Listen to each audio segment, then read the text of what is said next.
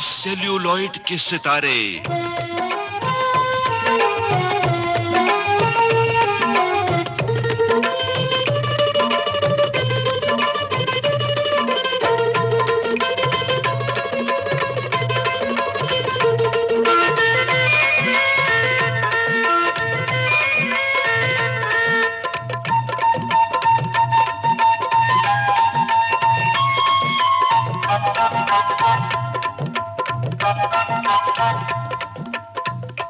Celluloid के सितारे। दोस्तों, आज इस प्रोग्राम में हमारी मेहमान हैं स्वरों की मलिका, सरगम की साधिका, प्रसिद्ध पार्श्व गायिका साधना सरगम। आपसे बातचीत कर रहे हैं गणेश शर्मा।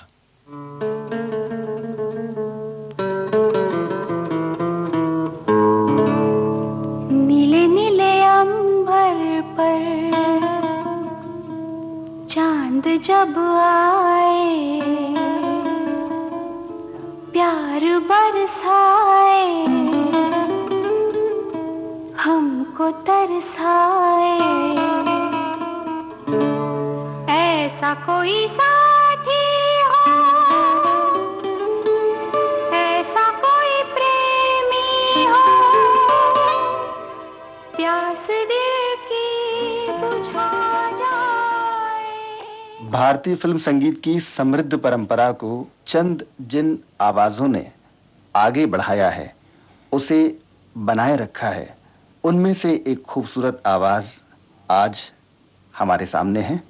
आप सब उनको साधना सरगम के नाम से जानते हैं। साधना जी, नमस्कार। नमस्कार गणेश जी, और सभी संगीत प्रेमी श्रोताओं को मेरा नमस्कार। साधना जी, एक संयोग है हिंदी भाषा में, वो स अक्षर से होता है। हाँ। स्वर में स है, सुर में भी स है, संगीत में स है, साधना में स है, सरगम में स है, और साक्षात संगीत की देवी सरस्वती में भी स है। श्रोता ये जानना चाहेंगे कि आपका जो संगीतमय नाम है साधना सरगम, ये आपके लिए किसने चुना? ये नाम रखने का श्रेय जो जाता है मेरे मम्मी डैडी को जाता है। उन्होंने ये नाम चुना कि साधना नाम रखें, और ये नाम चुनने से अच्छा हुआ कि मुझे ज़िंदगी भर याद आता रहेगा कि संगीत की साधना मुझे करते रहना है। मुझे ऐसा नहीं लगना है कि मैंने अपनी मंजिल पा ली है, मुझे हमेशा रियाज करते रहना है। और मेरा सरनेम है घाणेकर, साधना घाणेकर। लेकिन कल्याण जी भाई, आनंद जी भाई के यहाँ जब मैं गई, तब उन्होंने कहा कि एक प्रोग्राम है शिमला में उनका। मैंने कहा बड़ी खुशी की बात है कि उनके साथ मौका मिला। तब मैंने उनसे सीखना शुरू किया था। तब उन्होंने कहा कि जब अनाउंस करना था नाम, तो उन्होंने कहा कि साधना घाणेकर नाम तो अच्छा है जो तुम्हारा है, लेकिन म्यूज़िकल नहीं है, तो इससे सरगम कैसा रहेगा? तो संगीत के इतने करीब नाम है। मैंने कहा बहुत ही अच्छा है, और ये नाम फिर उसके बाद मैंने रखा, और फिल्मों में और जहाँ भी अभी मेरा नाम जाता है साधना सरगम ही जाता है। आपने साधना की, लेकिन इस आपकी आवाज को तराशने में और आपको यहाँ तक पहुँचाने में जिन गुरुजनों का हाथ है, उनके बारे में कुछ बताइए। जी हाँ, जो संगीत के सफ़र में मैं यहाँ तक पहुँची हूँ, आगे बहुत कुछ करना है मुझे। सबसे पहले मैंने अपने मम्मी से सीखा, श्रीमती नीला घाणेकर जी से। उसके बाद मैंने पंडित जसराज जी से क्लासिकल सीखा है, और ये मुझे बहुत बहुत फ़ख्र महसूस होता है कि उनसे मुझे सीखने का मौका मिला। और अभी 10-11 साल से मैं कल्याण भाई और आनंद भाई के यहाँ पर जाती हूँ और उनसे तालीम ले रही हूँ। हमारे इस कार्यक्रम में हम गाने साथ में श्रोताओं को सुनवाते हैं, तो आपने अपने गुरुजनों की बात की है, तो क्यों ना कोई एक ऐसा गीत श्रोताओं को सुनवाइए जिससे इस कार्यक्रम की हम शुरुआत कर सकें। तो सबसे पहले मैं अपने श्रोताओं को सुनवाना चाहती हूँ फिल्म पिघलता आसमान का गाना, जो म्यूज़िक है कल्याण जी आनंद जी का, और बहुत ही खूबसूरत गाना है। मुझे खुद को बहुत अच्छा लगता है, जो रति अग्निहोत्री पे पिक्चराइज़ किया है। और ये गाना लिखा है ईला अरुण जी ने। वो इतना अच्छा गाती हैं और इतनी मशहूर है और इतना अच्छा लिखती भी हैं, और ये गाना बिल्कुल अलग किस्म का गाना है, तो मुझे लगता है सबको पसंद आएगा। मेरे मितवा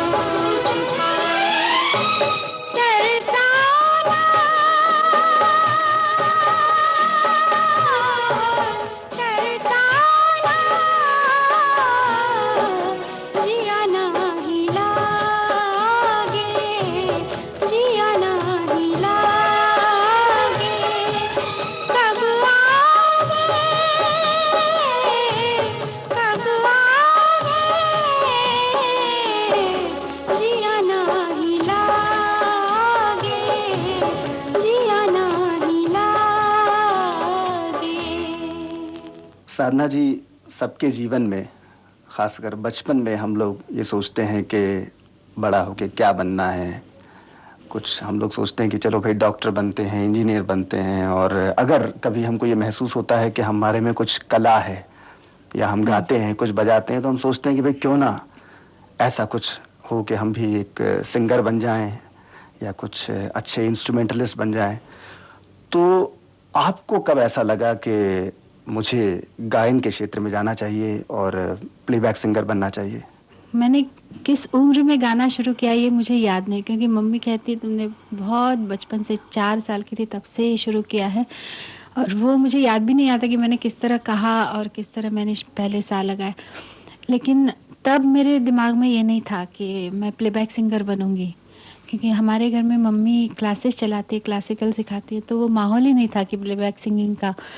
लेकिन तब मैं मम्मी को ज़िद करती थी कि मुझे सारेगामा सिखाओ, क्लासिकल सिखाओ। तो मम्मी पहले मुझे लाइट गाने सिखाना चाहती थी, मैंने ज़िद पकड़ी कि मुझे तानपुरा लेके गाना है और ऐसा। तो तब से क्लासिकल ट्रेनिंग शुरू हुआ। तो मैंने यही सोचा था कि क्लासिकल गाऊंगी। फिर सेंट्रल गवर्नमेंट की स्कॉलरशिप मिली मुझे क्लासिकल में, तो पंडित जसराज जी के यहाँ मुझे सीखने का सौभाग्य मिला। तब भी यही था, लेकिन ऐसा एक मोड़ आया कि मैं क्लासिकल सिंगिंग की तरफ से प्लेबैक सिंगिंग की तरफ मुड़ गई। और मैंने ये पाया कि दोनों ही चीज़ें करना बहुत ही मुश्किल है। कोई भी चीज़ आसान नहीं है, दोनों के लिए उतने ही रियाज की ज़रूरत है। आप कहेंगे कि प्लेबैक सिंगिंग के लिए रियाज की ज़रूरत क्या है, लेकिन मुझे लगता है कि 3 मिनट में इतना परफेक्शन के साथ, इतना फिनिशिंग के साथ गाना, वो भी इतना ही मुश्किल है जितना 3 घंटे क्लासिकल गाना मुश्किल है। तो मैंने कई चीज़ें कल्याण भाई के पास आके सीखी हैं जो प्लेबैक सिंगिंग में मुझे काम आई। ऐसा तो नहीं कि कुछ कभी बचपन में स्कूल्स के दौरान या कॉलेज में पढ़ते आपको ऐसा लगा कि कोई और भी प्रोफेशन के बारे में आपने सोचा था कि शायद मैं वहां भी फिट रहूंगी? और कोई प्रोफेशन नहीं, मुझे ऐसा लग रहा था, क्योंकि स्टडीज में मैं ठीक ठीक थी, मैथ्स का नाम आते ही मैं डर जाती थी। तो बुखार आ जाता हो। म्यूजिक के अलावा और कोई सोचा नहीं था प्रोफेशन। एक ऐसा एक टर्निंग पॉइंट होता है। हाँ। ये हर एक की जिंदगी में होता है, एक टर्निंग पॉइंट होता है, एक ऐसा कोई एक इंसिडेंट होता है या कोई एक ऐसा मोड़ होता है जब लगता है कि बस ये एक टर्निंग पॉइंट है, इसके बाद मैंने सोच लिया कि बस अब मुझे सिंगर बनना है और पार्श्व गायन में जाना है। टर्निंग पॉइंट तो कोई नहीं है ऐसा, इसलिए मुझे लग रहा है क्योंकि बचपन से मैं प्रोग्राम्स में गाती थी, क्लासिकल कॉन्फ्रेंसेस में गाया है, एकदम छोटी थी तब से। तो तब से लगता था हाँ यही करना है, इसके अलावा और कुछ ऐसा कि मुझे इसमें जाना है, कि ऑलरेडी मैं उसमें थी मैं। लेकिन आपको अपनी पहली रिकॉर्डिंग, आपने पहला जो गीत गाया था, जो उसकी तो कुछ यादें होंगी आपके साथ? वसंत देसाई जी जो हमारे बहुत ही महान म्यूज़िक डायरेक्टर थे, तो मैं जब, मुझे याद नहीं 6 साल की थी कि 5 साल की, तब उन्होंने मुझे गवाया था। मराठी किताबों में कविता है, तो वो उन्होंने रिकॉर्ड करवाई थी। तब मैंने वो कविता, वो डॉल होती है ना, उस पे थी, गुड़िया पे, तो मैंने ज़िद की थी कि मुझे वो चाहिए, और मैं वो लेके स्टूडियो में वो लेके मैंने गाया था। तो ऐसा मुझे मम्मी ने कहा कि तुमने बहुत ज़िद की थी, तो वो गुड़िया साथ में रख के तुमने रिकॉर्डिंग की थी। साधना जी, आपने वसंत देसाई जी का नाम लिया, जिनके साथ आपने अपनी जिंदगी की पहली रिकॉर्डिंग की थी। जी हाँ। और अब हम चाहेंगे कि आप उनकी याद में, वसंत देसाई की याद में कोई गीत श्रोताओं को सुनवाएं। जी हाँ, मैं यहाँ पे एक गाना सुनवाना चाहती हूँ जो फिल्म गुड्डी से है, हमको मन की शक्ति देना मन विजय करे। ये वाणी जयराम जी ने बहुत ही खूबसूरती से गाया है। इससे ये याद जुड़ी हुई है क्योंकि मैं जब कल्याण भाई, आनंद भाई को गाना सुनाने गई थी, तब किशोर दा रिकॉर्डिंग में लेट आए थे, तो अनिल मोहिले जी जो कल्याण भाई के तब असिस्टेंट थे, उन्होंने मिलवाया और कहा कि इस लड़की का गाना सुनिए आप। तब उन्होंने जो गाना सुना था, मैंने जो गाना गाया था, वो यही गाना है, हमको मन की शक्ति देना। इसलिए ये गाना आप ज़रूर सुनवाइए। आइए सुनते हैं। दूसरों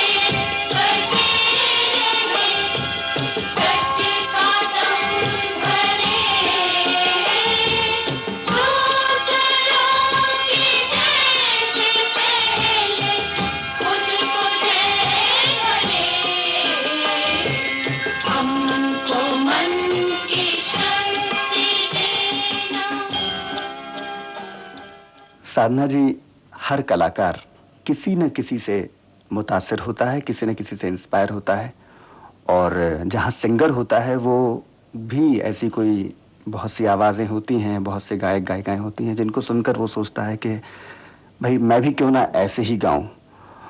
तो बचपन से और बाद में भी वो कौन लोग थे जिनसे आप इंस्पायर हुई?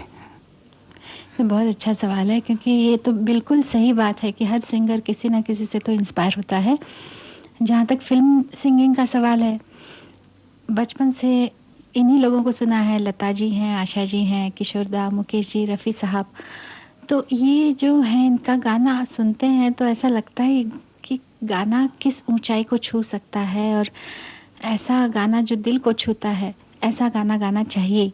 और ये हमारा सौभाग्य है कि जैसे रेडियो की वजह से, एक आजकल टेप रिकॉर्डर, सीडी, ये इतनी एडवांस टेक्नोलॉजी है, इसकी वजह से हमको उनका गाना बार बार सुनने को मिलता है, जिससे कि हम अपने रियाज में उनकी अच्छाइयाँ ला सकते हैं।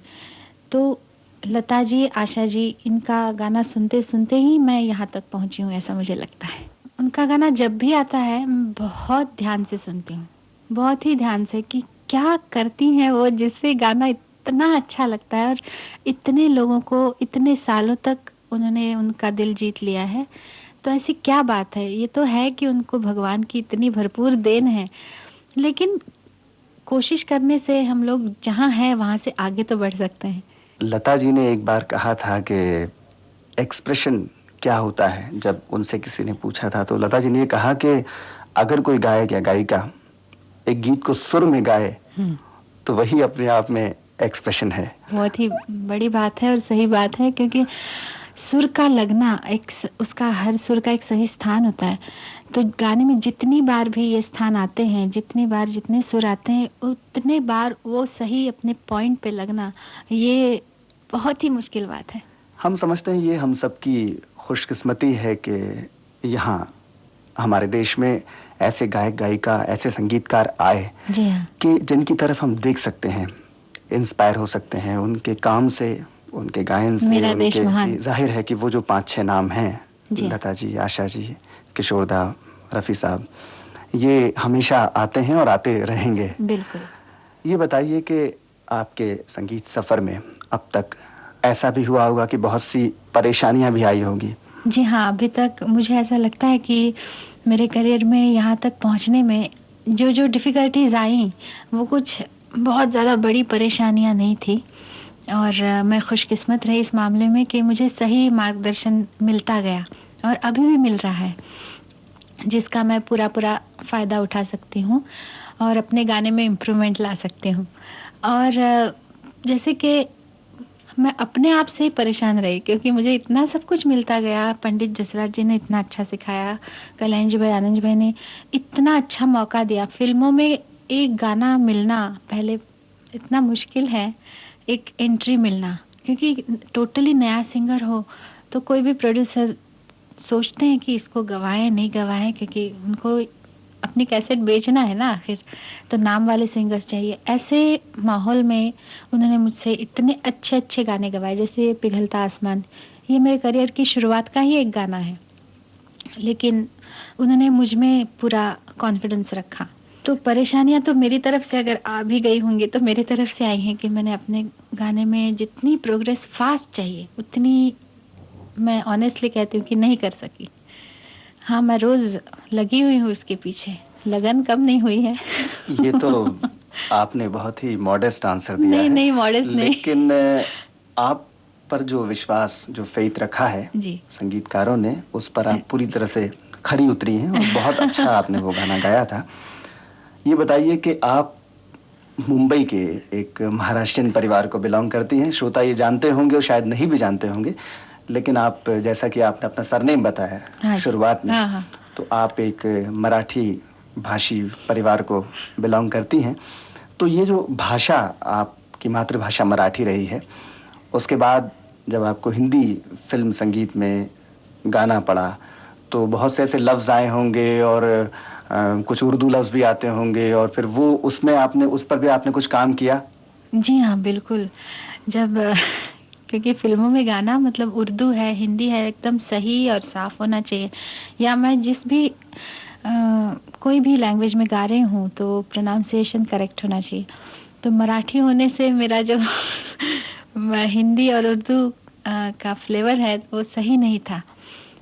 तो इसलिए मैंने सैयद अहमद सैद करके मौलवी साहब थे, उनसे मैंने उर्दू लिखना पढ़ना सीखा। भाई जाहिर है आजकल जो आप गीत गाती हैं उसमें कतई ये मालूम नहीं चलता कि आप भारत के किस प्रदेश को बिलोंग करती हैं, और वो हिंदी और उर्दू की ज़बान बहुत अच्छी जी हाँ, सफाई से क्योंकि आपके मैंने गानों फिल्म में। कलिंगा में गाया है, दिलीप साहब ने बनाई है। तो उसमें तो बहुत ही मतलब डर लगता है ना कि इतने बड़े आदमी के सामने मैं अगर कुछ गलत गाऊं तो अच्छा नहीं लगता। तो ये उर्दू सीखने से बहुत ही फायदा हुआ मुझे। आइए अब एक और गीत सुनते हैं जी हाँ। आपकी पसंद का। फिल्म दीवाना से ये गाना सुनाया जाए। नदीम श्रवण जी का म्यूजिक है। तेरी उम्मीद तेरा इंतजार करते हैं, शानू जी ने मेरे साथ गाया है। बहुत प्यारा गीत है, आइए सुनते हैं। जी।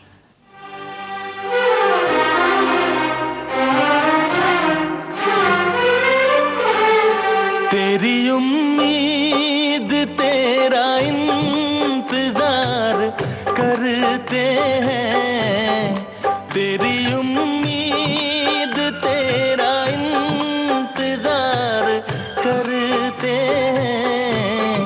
ऐ सनम हम तो सिर्फ तुमसे प्यार करते हैं, ऐ सनम हम तो सिर्फ तुमसे प्यार करते हैं। जाने मन हम भी तुम पे जान निसार करते हैं, जाने मन हम भी तुम पे जान निसार करते हैं। ऐ सनम हम तो सिर्फ तुमसे प्यार करते हैं, ऐ सनम हम तो सिर्फ तुमसे प्यार करते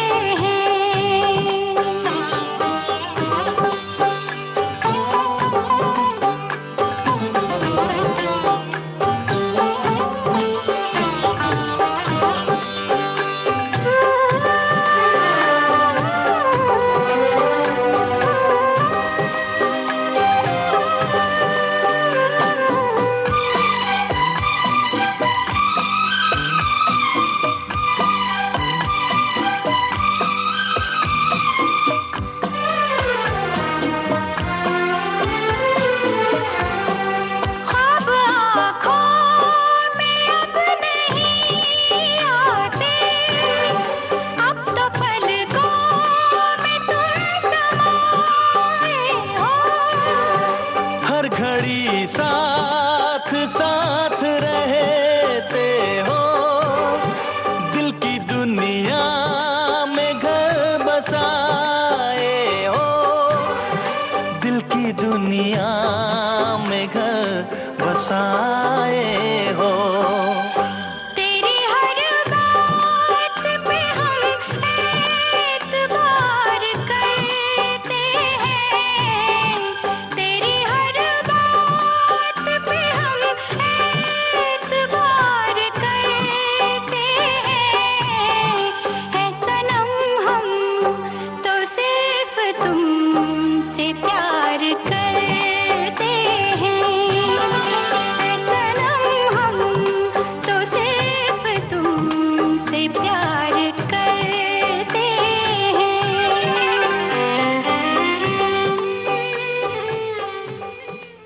साधना जी, पहले लाइव रिकॉर्डिंग होता था, अब ट्रैक रिकॉर्डिंग होता है। मेरे ख्याल से आपने शुरुआत में तो कम से कम लाइव रिकॉर्डिंग की होगी। हाँ जी, कुछ गाने मैंने लाइव रिकॉर्ड किए हैं म्यूजिक के साथ। जैसे ये पिघलता आसमान का ही गाना मैंने लाइव गाया था। तब बहुत ही एक तो जिम्मेदारी रहती है कि मेरी वजह से टेक कट ना हो जाए, तो इसके लिए हम लोग रिहर्सल्स बहुत करते हैं। रिहर्सल्स बहुत करने से गाना जब गाते हैं तो पूरा मालूम है और इन्वॉल्वमेंट उसके साथ पूरी तरह हो जाती है। तो जब गाते हैं तब और किसी चीज़ का ध्यान रखने से ज़्यादा हम वर्ड्स की तरफ ज़्यादा ध्यान दे सकते हैं, जिससे कि हम लोग इमोशंस ज़्यादा डाल सकते हैं। विदाउट हेडफोन गाते हैं, हेड पे कोई टेंशन नहीं है। मज़ा आता है कि अच्छा होना चाहिए, क्योंकि तभी के तभी दाद मिल जाती है ना। आजकल तो खैर वक्त के साथ वक्त की ज़रूरतें जो हैं वो बदली हैं और ट्रैक रिकॉर्डिंग पे हम आ चुके हैं। और थोड़ा सा इजी भी हो गया है, क्योंकि हम लोग जहाँ भी कुछ ठीक नहीं हुआ तो उसको डब कर सकते हैं, पंच करते हैं कि ये लाइन दोबारा लेंगे या ये वर्ड फिर से करना है, इतना तक हो सकता है। तो जितना उस ज़माने का वो रिक्वायरमेंट था, अभी ये रिक्वायरमेंट है। तो लेकिन आप ये बताइए कि एक आम शिकायत है आजकल के गानों की जो लाइफ है जी हाँ, वो बहुत छोटी रहती है। गाने आजकल आते हैं, बहुत धूम मचाते हैं, 2 दिन 4 दिन 6 दिन और फिर जाने लगते हैं। तो गाने की लाइफ छोटी क्यों हो गई आपके हिसाब से? एक बड़ा सवाल है, मुझे भी नहीं मालूम इसका जवाब। लेकिन हर चीज़ फास्ट हो रही है, हम लोग भी लाइफ में इतने फास्ट दौड़ रहे हैं, पता नहीं कहाँ जा रहे हैं, लेकिन हर चीज़ तेज़ी से जा रही है, हर चीज़ की स्पीड बढ़ गई है। तो यही शायद गानों के साथ भी हो रहा है। साधना जी, अब बारी है एक और गीत की। जी हाँ, अभी फिल्म सरस्वती चंद्र का गाना मैं चाहती हूँ कि लोग सुने। ये गाना बहुत ही अच्छा गाना, लिखा हुआ भी बहुत अच्छा है, इंदिवर जी का लिखा हुआ है। संगीतकार हैं कल्याण जी आनंद जी, और लता जी ने गाया है। छोड़ दे सारी दुनिया किसी के लिए, ये मुनासिब नहीं आदमी के लिए।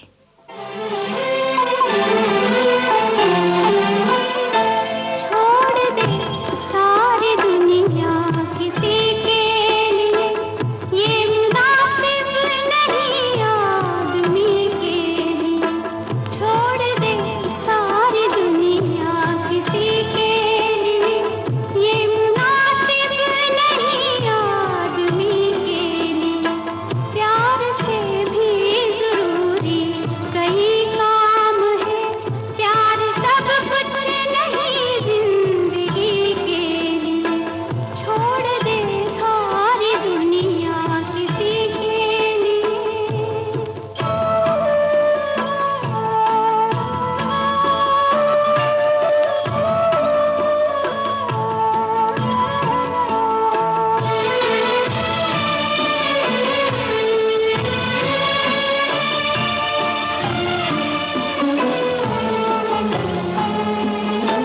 तन से तन का मिलन हो न पाया तो क्या, मन से मन का मिलन कोई कम तो नहीं। मन से मन का मिलन कोई कम तो नहीं।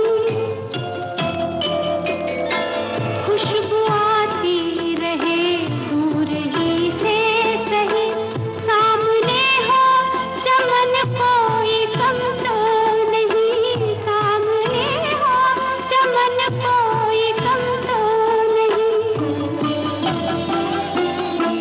चांद मिलता नहीं सबको संसार में, चांद मिलता नहीं सबको संसार में। है दिया ही बहुत रोशनी के लिए। छोड़ दे सारी दुनिया किसी के लिए। दोस्तों, अपने रेडियो सेट पर आपने ट्यून किया है आकाशवाणी का लोकप्रिय चैनल विविध भारती, जिस पर आप सुन रहे हैं हमारा सजीला रंगीला प्रोग्राम सेलुलॉइड के सितारे। और आज इस प्रोग्राम में हमारी मेहमान हैं प्रसिद्ध पार्श्व गायिका साधना सरगम। आपसे बातचीत कर रहे हैं गणेश शर्मा।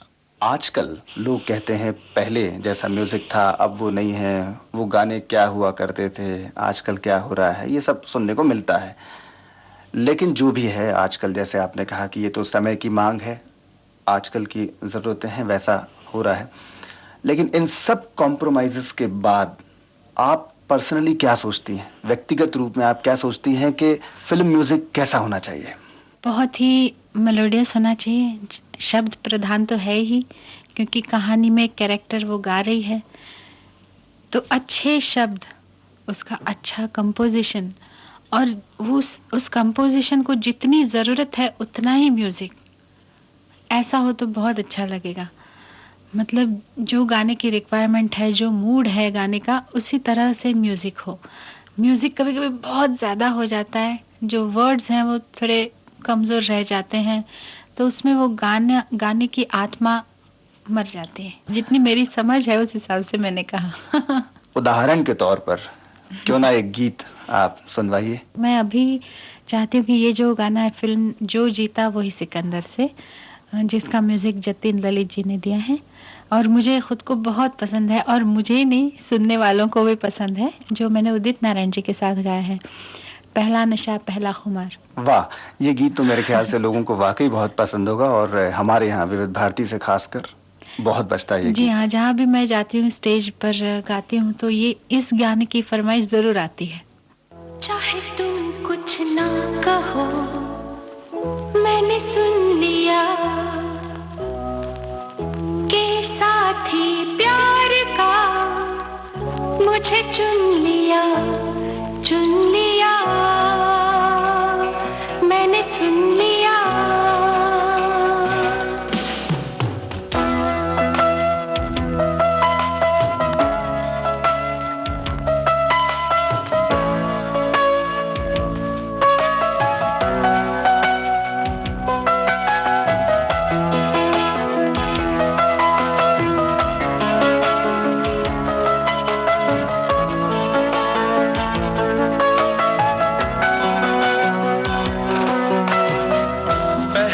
नशा पहला खुमार, नया प्यार है नया इंतजार, कर लूं मैं क्या अपना हाल, ऐ दिले बेकरार, मेरे दिले बेकरार, तू ही बता। पहला नशा पहला खुमार।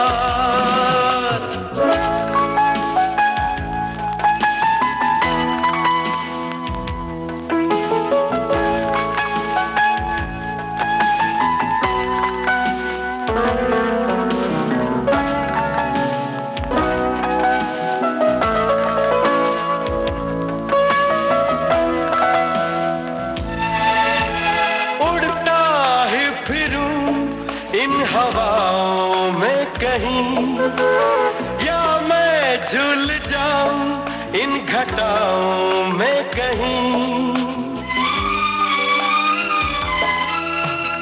उड़ता ही फिरूं इन हवाओं में कहीं या मैं झूल जाऊं इन घटाओं में कहीं, एक कर दूं आसमान कहो यारो क्या करूं क्या नहीं। पहला नशा पहला खुमार, नया प्यार है नया इंतजार, कर लूं मैं क्या अपना हाल, ऐ दिले बेकरार, मेरे दिले बेकरार, तू ही बता। पहला नशा पहला खुमार।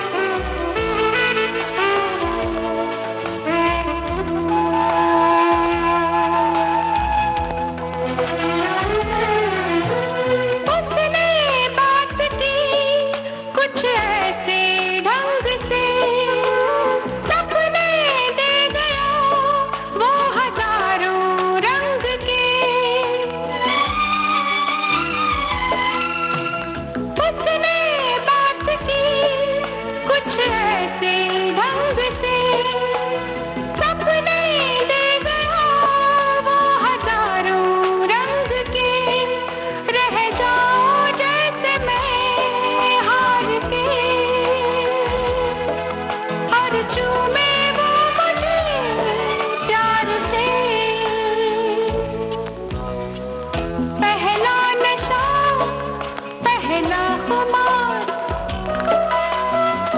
नया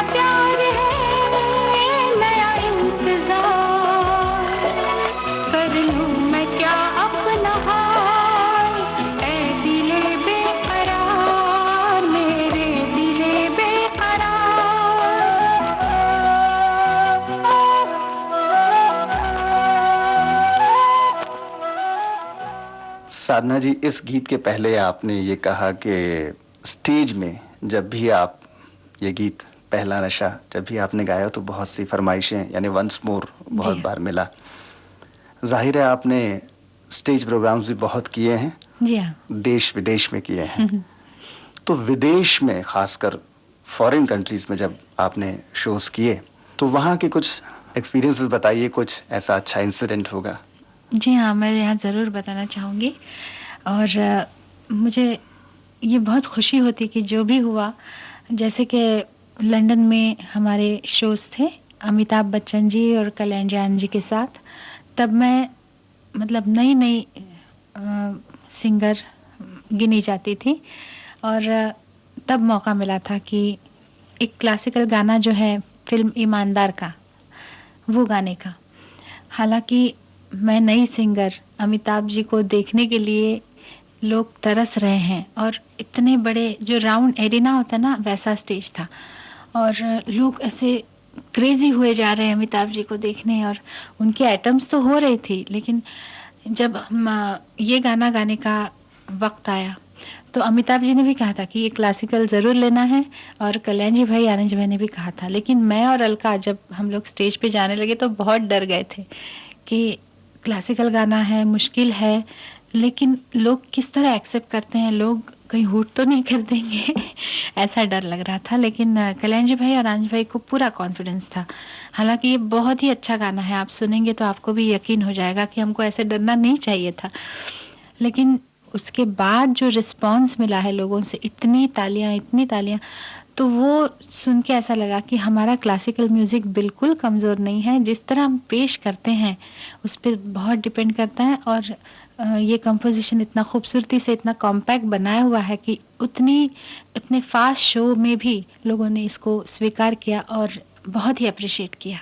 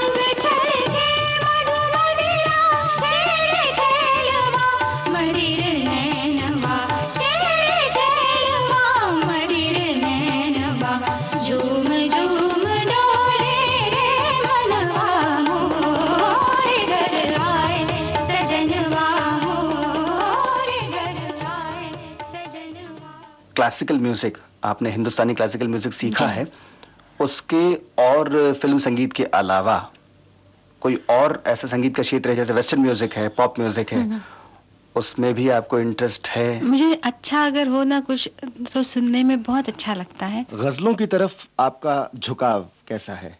मैंने अभी एक गज़ल एल्बम किया है, कभी आंसू कभी खुशबू, तो पंकज उधास जी के साथ किया है। उसकी भी कहानी है कि उनको ये ख़्याल कैसे आया कि मेरे साथ एक गज़ल एल्बम बनाएँ। तो जो फ़िल्म मोहरा का एक गाना है, ना कजरे की धार, तो मैंने उनके साथ गाया है। तो जालंधर में कहीं एक किसी ने ये गाना इतनी बार सुना है, कुछ बहुत पूरे दिन पूरी रात ऐसा करके उन्होंने कुछ नंबर भेजा है कि इतनी बार ये गाना मैंने सुना। तो पंकज जी के दिमाग में ये आया कि अगर मेरी और उनकी आवाज़ साथ में लोगों को इतनी पसंद आती है तो एक गज़ल का एल्बम बनाए। साधना जी, फिल्म बाजी में जी हाँ। आपने उदित जी के साथ में, उदित नारायण जी के साथ में आपने एक बहुत ही प्यारा सा गीत गाया था, धीरे धीरे। हाँ, ये गाना बहुत अच्छा है। मैं और अच्छी कंपोजिशन है।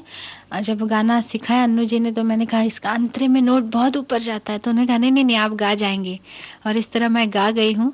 तो सुनिए ये गाना।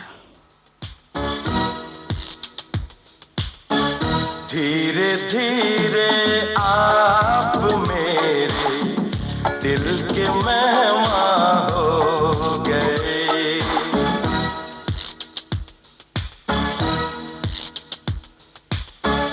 धीरे धीरे आप मेरे दिल के मेहमान हो गए। पहले जान फिर जाने जा, फिर जाने जाना हो गए। धीरे धीरे आप मेरे दिल के मेहमान हो गए।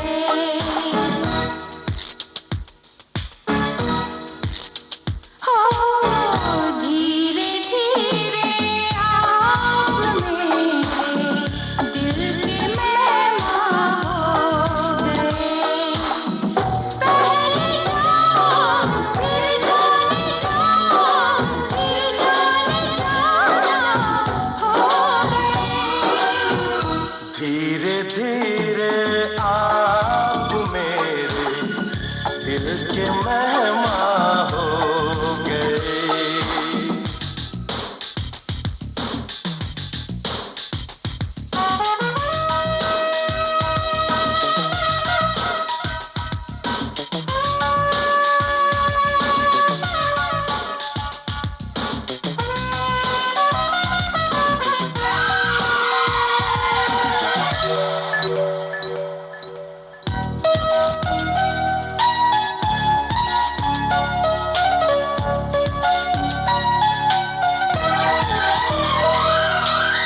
ये है करम आपका,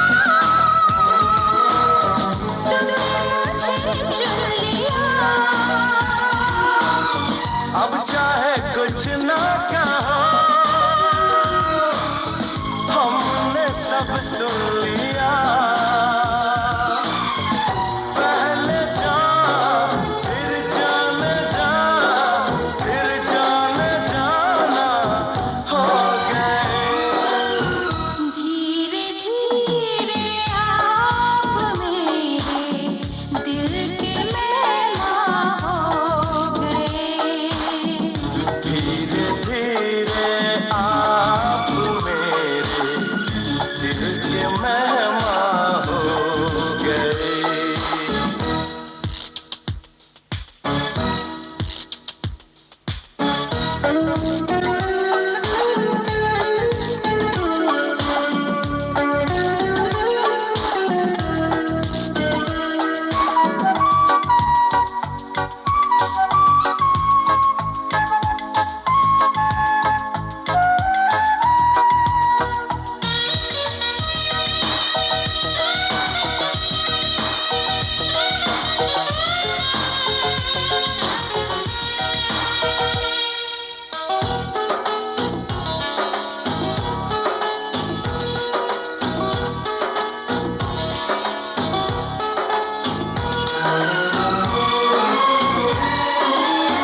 पागल जवानी तेरी, कातिल तुम्हारी अदा, ऐसा चढ़ा दोनों पे, आशिकी का नशा। पहले जा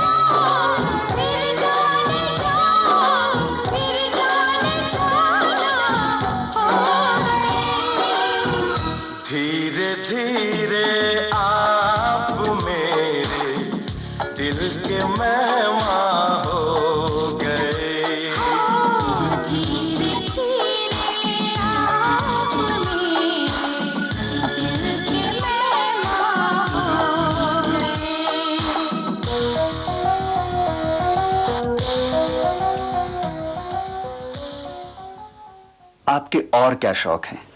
और मुझे पढ़ने का शौक है, और लाइफ के बारे में जितनी समझ मैं अपनी बढ़ा सकूं, इसका मुझे बहुत शौक है। मैं ओशो को बहुत सुनती हूँ, उनकी किताबें पढ़ती हूँ, और ह्यूमर मुझे बहुत अच्छा लगता है। तो जोक्स पढ़ने का बहुत शौक है। जब भी मैं अपने ग्रुप में जोक्स कहती हूँ, मुझे सब इतना हंसते कि तुम्हारा स्टैंडर्ड है। लेकिन मैं कोशिश जारी रखूंगी। अच्छा, ये बताइए, फिल्में देखती हैं आप? जी हाँ। तो आपका कोई फिल्मों में तो फेवरेट हीरो होगा, हीरोइन? अमिताभ बच्चन जी। और हीरोइन में जया बच्चन जी तो हैं ही। लेकिन मधुबाला जी बहुत अच्छी लगती है। खासकर उनकी वो मैजिक स्माइल। मैजिक स्माइल, उनकी अदा। साधना जी, आजकल साउथ से भी हिंदी फिल्म इंडस्ट्री बहुत इंस्पायर हो रही है। हाँ जी। साउथ के संगीतकार ए.आर. रहमान जी हाँ। के साथ आपको काम करने का मौका मिला है। जी हाँ। तो ये पहले बताइए मुझे कि आपने हिंदी के अलावा और कितनी भाषाओं में अभी तक गाया है? और बहुत सारी भाषाओं में गाया है। मराठी, गुजराती, बंगाली, आसामी, उड़िया, नेपाली, और साउथ की लैंग्वेजेस में तमिल और तेलुगु में गाया है। तो आपका जो साउथ में अनुभव रहा है वो हाँ, बताइए। हाँ। फिल्म सपने में जो गाना है चंदारे, वो मैंने ए.आर. रहमान जी के साथ गाया है। आई मीन उनके संगीत निर्देशन में गाया है। ये मद्रास में जाके रिकॉर्ड किया गाना, और बहुत ही अच्छा रिकॉर्डिंग हुआ, और इतना अच्छा खूबसूरत गाना है। हरिहरन जी ने पहले गाया था, वो सुन के फिर मैंने अपना पोर्शन डब किया बाद में, तो उससे भी काफ़ी हेल्प हुई।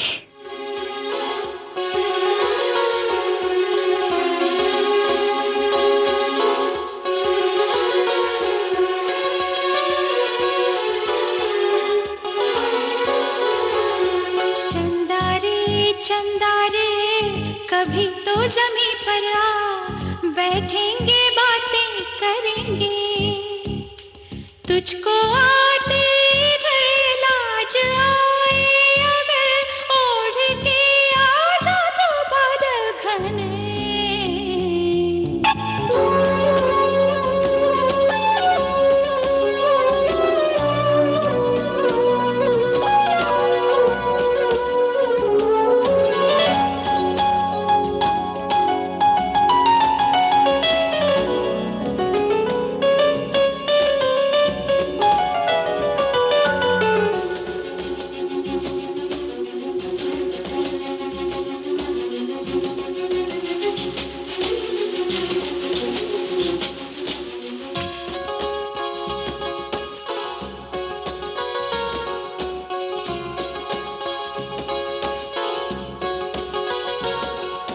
चंदा से पूछेंगे हम सारे सवाल निराले, झरने क्यों गाते हैं, पंछी क्यों मत वाले, वो क्यों है सावन महीना घटाओं का, चंदा से पूछेंगे हम सारे सवाल निराले।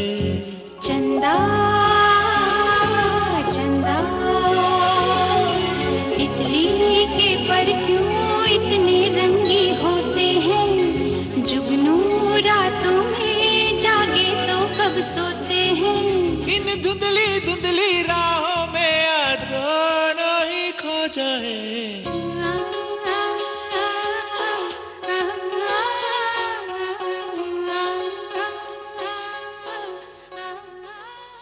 साधना जी, इतनी छोटी उम्र में आपने बहुत बड़ा मकाम हासिल किया है, और लेकिन ये मैं जानना चाहूँगा कि आप यहाँ से आगे अब क्या एम कर रही हैं? मेरा यही टारगेट है कि जो मैं गा रही हूँ, एक तो मैं हमेशा ये चाहती हूँ कि मैं ऐसा गाऊँ जिससे लोग जब सुनेंगे तो उनको एक सुकून सा महसूस हो। उनके जितने तनाव, जितने टेंशन्स, परेशानियाँ, वो मेरा गाना सुनते ही वो भूल जाएं, ऐसी मेरी कोशिश है। और मेरा गाना कैसे इम्प्रूव हो, इस तरफ मेरा ध्यान है। और मेरी हमेशा ये इच्छा रही कि जितनी अच्छी मैं सिंगर बनूं, उससे ज़्यादा अच्छी मैं इंसान बनना चाहती हूँ। अच्छी समझदार, अपनी लाइफ के बारे में मेरी समझ बढ़े, ये मेरी इच्छा है। और मुझसे संगीत में जो भी हेल्प दूसरों को हो सके, वो संगीत के ज़रिए मैं करना चाहती हूँ। कितनी अच्छी बात कही आपने। संगीत का जो पर्पस है, जो उद्देश्य है गाने का, कि उसको सुन के लोगों को सुकून मिले, जी। उनका दर्द हल्का हो जाए। एक बात और मुझे बताइए साधना जी, आपकी बातों में, आपके बोलने में इतना एक डाउन टू अर्थ अप्रोच है, बहुत ही सिंप्लिसिटी है, इसका भी कोई राज है? देखिए, मैं सचमुच इतना कुछ मैंने पाया नहीं है। संगीत एक, कहते हैं ना, महासागर है। तो ये बिल्कुल सही बात है और ये इस बात को मैंने अनुभव किया है। और मैंने जिनसे सीखा है, वो इतने बड़े-बड़े लोग, वो खुद मैंने देखा है उनको इतने डाउन टू अर्थ रहते हैं, हमेशा एक स्टूडेंट की तरह लगे रहते हैं।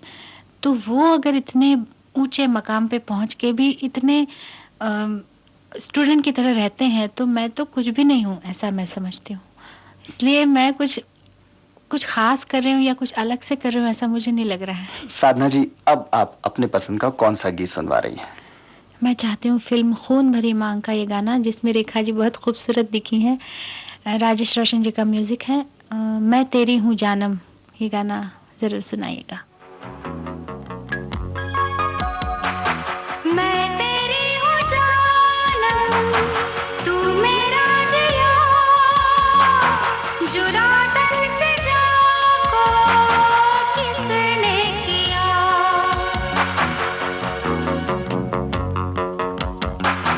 मैं तेरी हूँ जानम, तू मेरा जिया, जुदा तन से जाको किसने किया।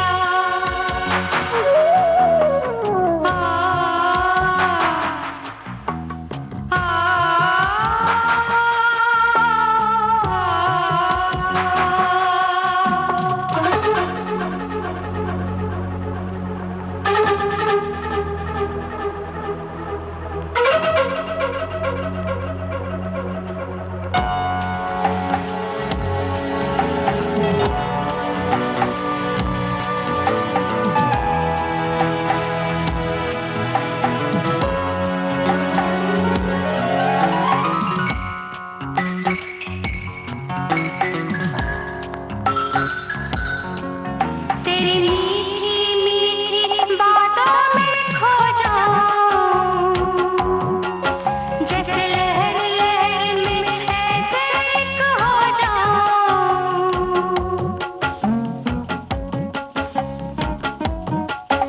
तेरी मीठी मीठी बातों में खो जाऊं, जैसे लहर लहर में ऐसे एक हो जाऊं। मेरा सब कुछ हो गया तेरा, तेरा सब कुछ हुआ मेरा। मैं तेरी हूँ जानम, तू मेरा जिया, जुदा तन से जाको किसने किया।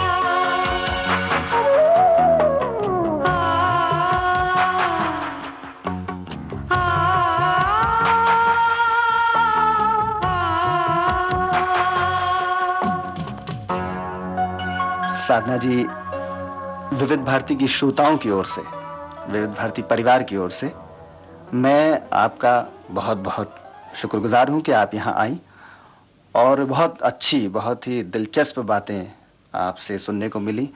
और हम ये आशा करते हैं कि आप भविष्य में भी यहाँ आएंगी और हमारे श्रोताओं से बात करेंगी। हमारी ये कामना है कि आप और बहुत आगे बढ़ें और बहुत से अच्छे अच्छे गीत हम सबको सुनवाएं। यहाँ आने के लिए बहुत बहुत धन्यवाद। बहुत बहुत शुक्रिया आपकी शुभकामनाओं का, क्योंकि यही तो है हमारी मूढ़ी जिससे मैं आगे बढ़ सकती हूँ। और विविध भारती की मैं बहुत शुक्रगुजार हूँ कि आपके ज़रिए मैं इतने लोगों तक मेरी आवाज़ पहुँचती है, मेरे विचार पहुँच रहे हैं। बहुत बहुत शुक्रिया गणेश जी। नमस्कार। नमस्कार। नीले नीले अंबर पर चांद जब आए, प्यार बरसाए, हमको तरसाए। ऐसा कोई साथी हो, ऐसा कोई प्रेमी हो, प्यास दिल की बुझा जाए। नीले नीले अंबर पर चांद जब आए, प्यार बरसाए, हमको तरसाए।